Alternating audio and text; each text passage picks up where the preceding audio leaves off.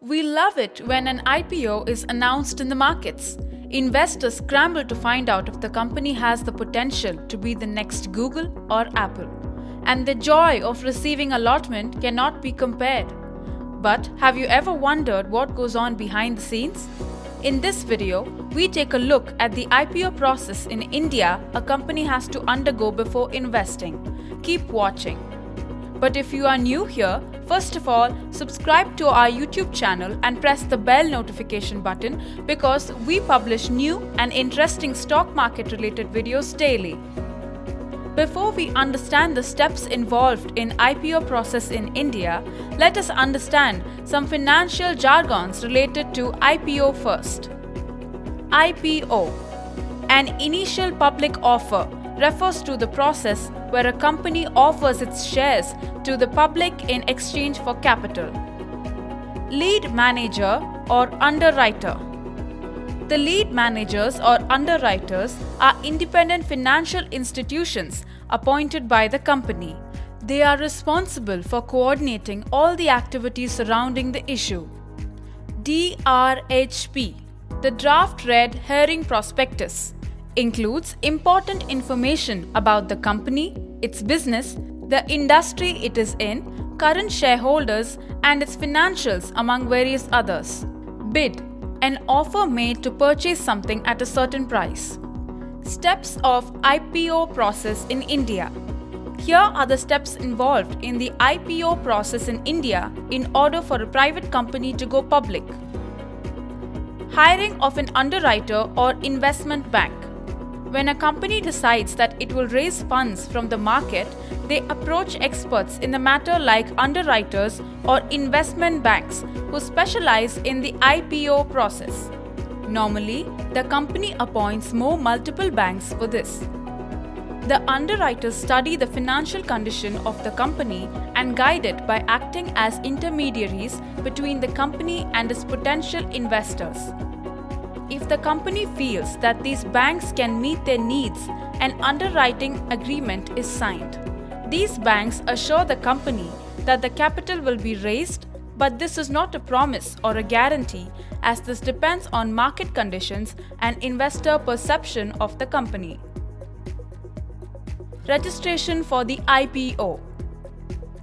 The next step involves creating a draft red herring prospectus and the registration statement.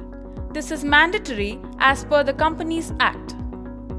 The DRHP includes key components about the company, its financials, its strengths and risks, why it is raising funds, and where will these funds be used. This document is prepared by the banks appointed as lead managers in coordination with the company. The DRHP is one of the most important documents as it acts as a source of information helping investors decide on whether they should invest in the company or not. This document is also used by the underwriters to market the IPO. Verification by SEBI. After the prospectus is submitted, the SEBI reviews the document. Here, it ensures that every important detail about the company has been disclosed.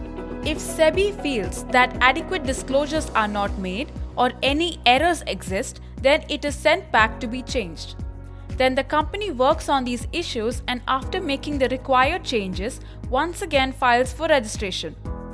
Once the document is compliant with the guidelines set, SEBI allows the company to carry on with the IPO. The company going for an IPO is required to submit the red herring prospectus at least 3 days before the offer is made available to the public for bidding.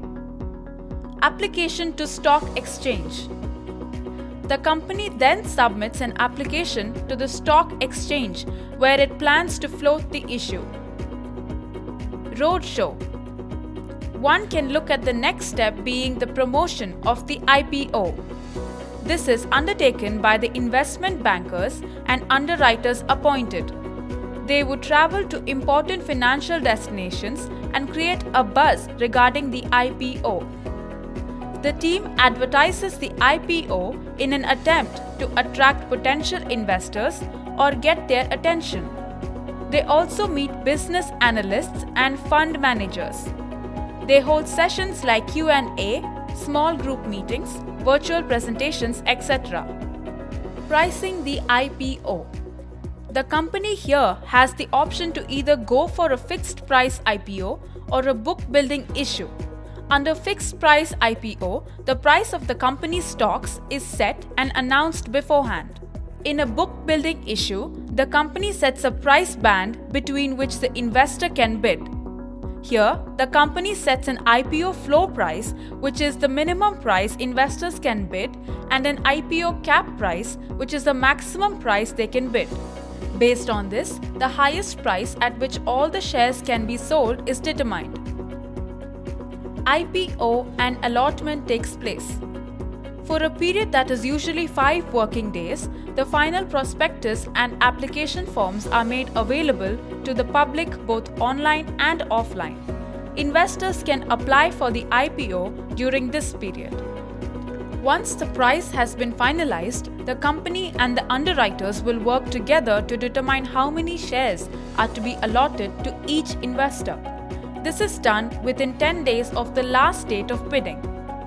If the shares are oversubscribed, then the remaining shareholders are refunded. During this step, it is also ensured that no shares are allotted to internal or related parties. In closing, as we have many IPOs lined up to arrive in the markets, hope this video helped in understanding the process better. That's all for today. If you enjoyed this video, please hit the like button as it motivates us to publish more videos. Further, let us know what you think about the article on the IPO process in India in the comments below. Happy investing!